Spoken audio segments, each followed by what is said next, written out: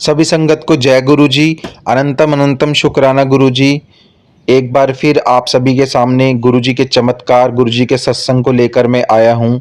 आशा करता हूँ आप सभी भी गुरु जी से जुड़ें और गुरु जी के सत्संग को सुने। और नई संगत से अनुरोध है कि गुरु जी के सत्संग को ज़्यादा से ज़्यादा सुने, ताकि आप सभी के पास भी गुरु जी की ब्लेसिंग्स पहुँच पाए, आप सभी भी गुरु जी से ब्लेस हो पाएँ।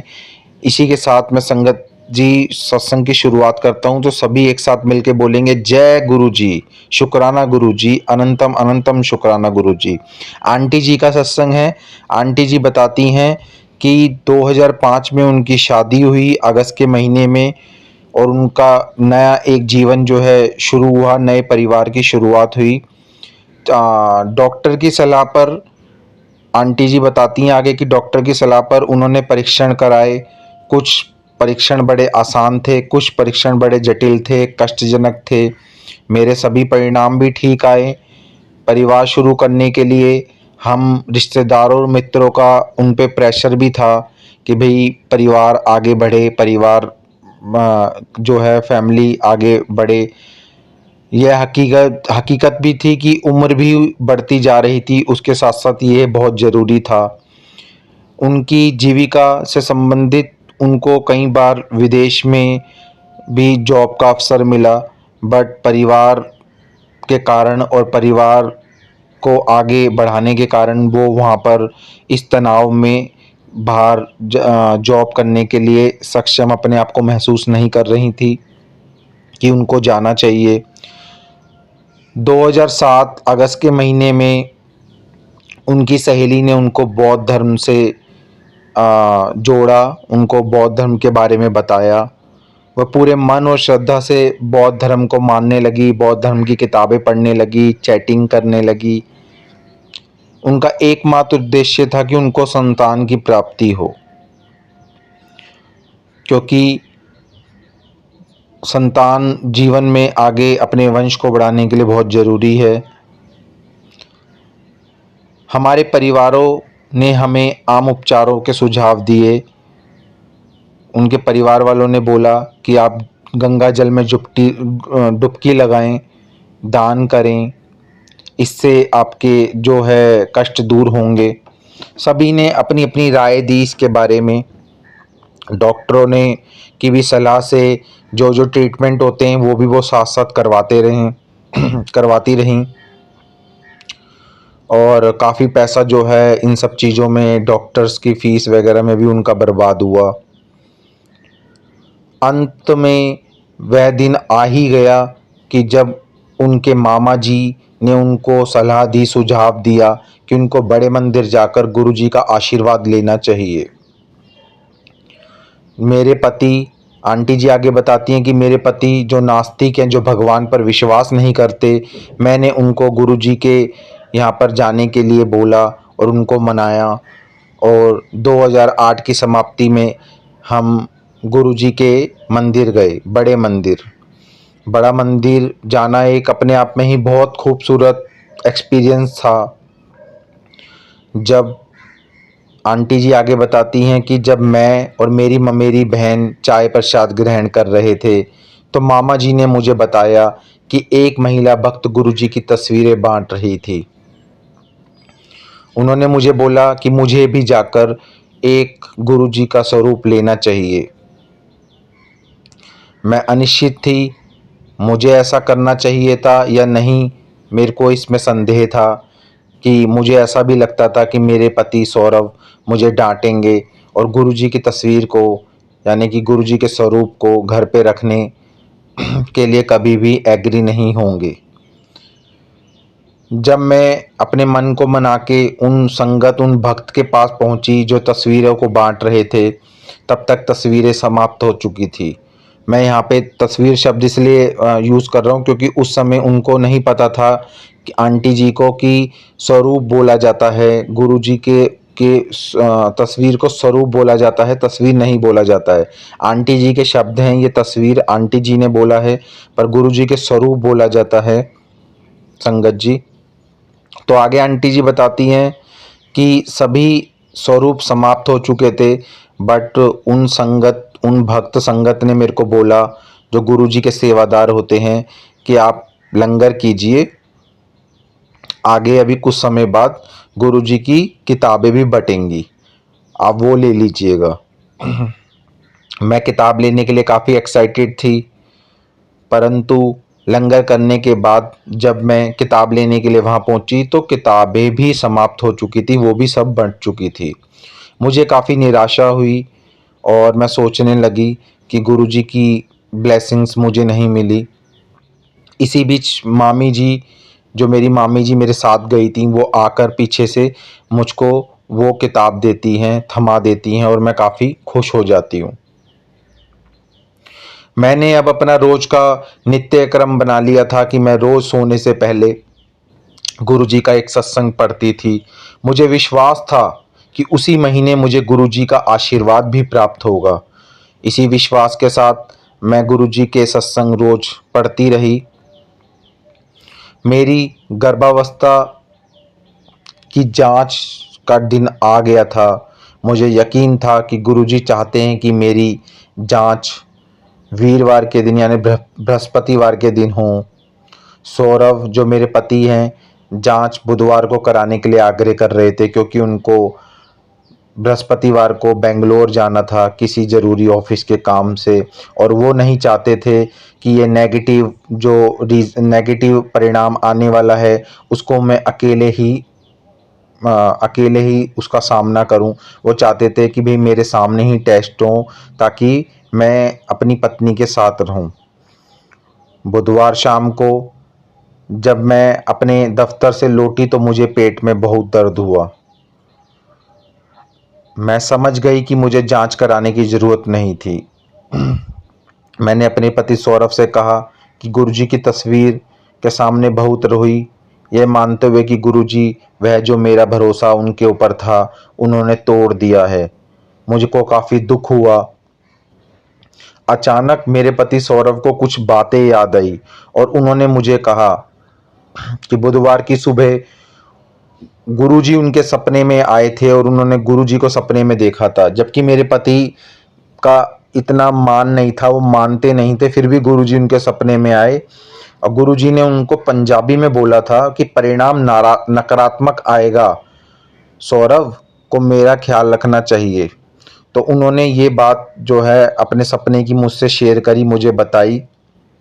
जब यद्यपि सौरभ को बहुत ही कम सपने आते थे और शादी, यह पहला सपना था जब से हमारी शादी हुई थी, ये पहला सपना था जो उनको आया था। मैं काफ़ी ज़्यादा हैरान थी, स्तंभित रह गई थी। दोबारा गुरुजी की तस्वीर के आगे गई और बहुत रोई और गुरुजी से माफ़ी मांगी और उनका धन्यवाद करा कि आप मेरे बारे में इतना सोचते हैं, आपको सब कुछ पता था और आपने किसी जरिए से ये संदेश जो है पहुंचाया था, बस मैं ही नहीं समझ पाई। तो गुरुजी से मैंने माफ़ी मांगी, आंटी जी बताती हैं। बृहस्पतिवार को जब मैंने ये बात अपनी मामा की बेटी यानी मेरी बहन को बताई तो वो बोली कि तुझे खुश होना चाहिए कि तू गुरुजी की संगत में जुड़ चुकी है, गुरुजी तेरा ख्याल रख रहे हैं, गुरुजी तेरे को अब आगे ब्लेस करेंगे। उन्होंने कई तरीके की बातें मतलब मुझे गुरु बताई या समझाई कि गुरुजी की संगत में अब जुड़ चुकी है, तेरा कल्याण होने वाला है। बस वो दिन था कि मैंने दोबारा फिर पीछे मुड़ के नहीं देखा। मेरी गुरुजी के प्रति श्रद्धा अपने आप में ही बढ़ती चली गई। उसी दिन मेरे पति सौरभ को शहर से बाहर जाना था और वो बाहर चले गए और मेरे मामा जी मुझे दिल्ली छोड़ रहे थे। मैंने उन्हें बताया कि अपने मामा जी को कि मैं बौद्ध धर्म मानती थी और चैटिंग करती थी, जिससे मुझे ऊर्जा मिलती थी, अच्छा लगता था। लेकिन मेरे मामा जी का मानना कुछ अलग था। मैंने उनके कहने को गुरुजी का संदेश माना और उसी समय बौद्ध धर्म को छोड़ दिया। मैंने गुरुजी पर पूरा विश्वास रखा। मैंने अपनी आस्था पूरी गुरुजी से बना ली कि ताकि गुरुजी मुझे ब्लेस करें, ताकि गुरुजी की भी ब्लेसिंग्स मुझे मिले। मेरी श्रद्धा बहुत सच्ची थी। और सौरभ जो मेरे पति थे उनको भी अब बड़े मंदिर जाना बहुत अच्छा लगता था। हम हर वीरवार बृहस्पतिवार को बड़े मंदिर जाते थे साथ में। इसी दौरान जो है स्त्री रोग विशेषज्ञ ने मुझे IUI करने की सलाह प्रदान करी, सलाह दी कि आप IUI करवा सकते हैं। और एक और दूसरे विशेषज्ञ ने मेरे को लेप्रोस्कोपी जो एक तरह का ट्रीटमेंट होता है वो करवाने के लिए बोला। पर मेरे पति सौरभ लेप्रोस्कोपी करवाने में रुचि नहीं रखते थे क्योंकि उसमें चीरा लगता है, पर उन्होंने यह निर्णय मेरे ऊपर छोड़ दिया कि आप खुद डिसाइड कर लीजिए। वीरवार को बड़े मंदिर हम गए एक बार फिर, और हॉल में बैठे हुए मुझे ऐसा लगा कि जैसे गुरुजी मुझे कह रहे हों कि मैं अपनी ममेरी बहन की डिलीवरी होने तक का इंतज़ार करूं, क्योंकि मेरी ममेरी बहन को उनकी ज़्यादा ज़रूरत थी। अपनी आखिरी त्रैमासिक अवधि के अधिकतर समय में मेरी ममेरी बहन बिस्तर में ही सीमित थी। उसकी नियत तारीख नवंबर के आखिर में थी, जब मैं हमेशा अपनी मामी को कहती थी कि उसकी डिलीवरी अक्टूबर के आखिर में हो जाएगी, और गुरुजी के आशीर्वाद से 1 नवंबर को उसको बेटा जन्मा, बेटे की प्राप्ति हुई। मैंने अपने पति सौरभ को दिसंबर तक इंतजार करने को कहा, यद्यपि मुझे मंदिर में जो महसूस हुआ था मैंने नहीं बताया। आगे आंटी जी बताती हैं कि कुछ प्रश्न, कुछ जो है उनके मन में हमेशा डाउट, कुछ प्रश्न गुरुजी को लेकर चलते रहते थे। उन्होंने अपने इन प्रश्नों को साझा किया है कि जब गुरुजी शारीरिक रूप में, फिजिकली रूप में विद्यमान थे, इस संसार में फिजिकली रूप में विद्यमान थे, तो तब वो उनके पास क्यों नहीं गई? क्यों नहीं गुरुजी ने उनको बुलाया? क्यों नहीं गुरुजी ने उस समय उनको ब्लेसिंग्स दी? ये प्रश्न उनके हमेशा रहते थे गुरुजी से। दूसरा प्रश्न वो गुरुजी से करती हैं कि जैसे और लोगों को गुरुजी की खुशबू आती है, गुरुजी की एक फीलिंग आती है, गुरुजी की खुशबू से उनके आगमन का या आने का पता चलता है, ऐसी फीलिंग्स उनको क्यों नहीं आती?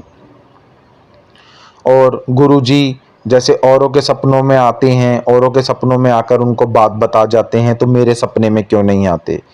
ये कुछ प्रश्न थे जो उनके मन में चल रहे थे। उन्होंने अपनी इस सत्संग में संगत के साथ शेयर करे हैं कि कई सारी चीज़ें जो हैं उनको ऐसा लगता था कि गुरुजी से उनको ब्लेसिंग के रूप में मिलनी चाहिए, पर नहीं मिल रही है।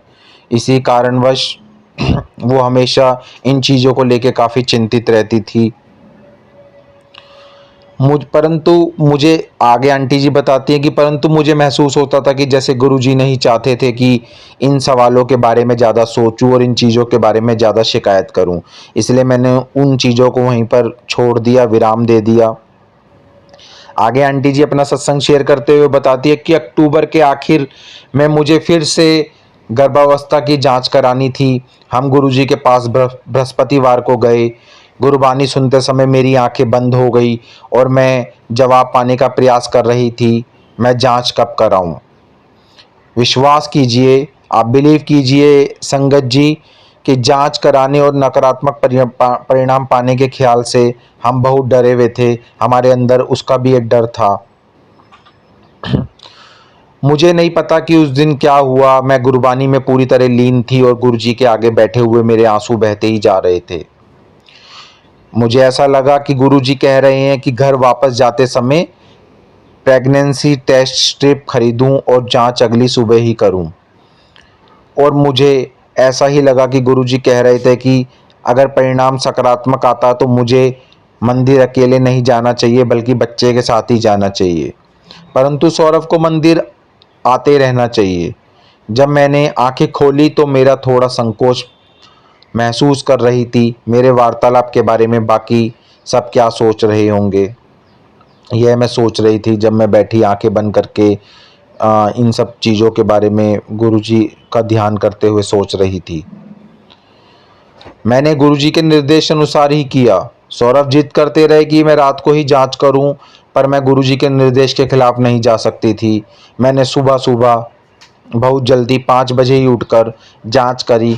मुझे गुरुजी पर पूरा विश्वास था, पर परिणाम देखने के लिए मैंने सौरभ को कहा। सौरभ बोले कि परिणाम सकारात्मक लग रहा था, पर हमें पूरी तरह यकीन नहीं हुआ क्योंकि हम नहीं जानते थे कि टेस्ट स्ट्रिप पर सकारात्मक परिणाम कैसे दिखता है। कहीं ना कहीं हम इन चीज़ों को लेके काफ़ी ज़्यादा डाउटफुल थे। हमने गुरुजी का शुक्रिया अदा किया, पर एक दूसरे को बधाई नहीं दी। हम अभी भी बहुत बेचैन थे और यूरिन की जांच से पुष्टिकरण मिलने तक रुकना चाहते थे। हमने अगले दिन जांच कराई और निस्संदेह हमें गुरुजी का आशीर्वाद प्राप्त हुआ। तो एक बार इस सभी संगत हाथ जोड़ के श्रद्धा से बोलेगी जय गुरुजी, शुक्राना गुरुजी, अनंतम अनंतम शुक्राना गुरुजी। किस तरह, किस प्रकार से, किस रूप में और किस विषय में आपको जो है गुरुजी कब अपने चमत्कारिक रूप से ब्लेसिंग्स दे जाएं, ये तो गुरुजी ही जानते हैं। गुरुजी से जुड़ी वो सच्ची श्रद्धा वाली संगत ही जानती है कि गुरुजी कब किस रूप में आके ब्लेस कर जाते हैं। बस आवश्यकता है तो एक सच्ची श्रद्धा की, गुरुजी से अपने आप को जोड़ने की, गुरुजी के सत्संग सुनने की और गुरुजी के प्रति अपनी एक श्रद्धा भाव से भक्ति करने की। इसी आशा के साथ मैं आप सभी से आज्ञा लेना चाहूँगा और जरूर एक नया सत्संग जल्दी आपके साथ शेयर करूँगा। और यही आशा करता हूँ कि गुरुजी की ब्लेसिंग्स सभी के साथ, सभी को मिलती रहे। गुरुजी सभी के साथ रहें, गुरुजी सभी के दुख हरते रहें और गुरुजी सभी को ब्लेस करते रहें। और अगर आपको मेरे सत्संग आप हमेशा सुनना चाहते हैं, आगे भी सुनना चाहते हैं, तो आप मेरे चैनल को प्लीज़ लाइक एंड सब्सक्राइब कीजिए और मेरे सत्संगों को, जो मैं गुरुजी के सत्संग सुनाता हूँ, उनको आगे से आगे और संगत के पास भी शेयर कीजिए ताकि गुरुजी की ब्लेसिंग सभी संगत के पास पहुँच चुके। मेरा सिर्फ गुरुजी के सत्संग सुनाने का मूल रूप से यही एक उद्देश्य है कि सभी संगत को गुरुजी की ब्लेसिंग्स मिलें और गुरुजी सभी को ब्लेस करें ताकि सभी के दुख खत्म हो जाएं और सभी इस संसार में खुश रहें और गुरुजी की सब जो है पूजा करते रहें और गुरुजी को मानते रहें और गुरुजी के प्रति अपनी श्रद्धा और आस्था को बढ़ाते रहें। इसी के साथ मैं अपनी वाणी को विराम देना चाहूँगा। सभी संगत को जय गुरुजी, शुक्राना गुरुजी और अनंतम अनंतम शुक्राना गुरुजी। सभी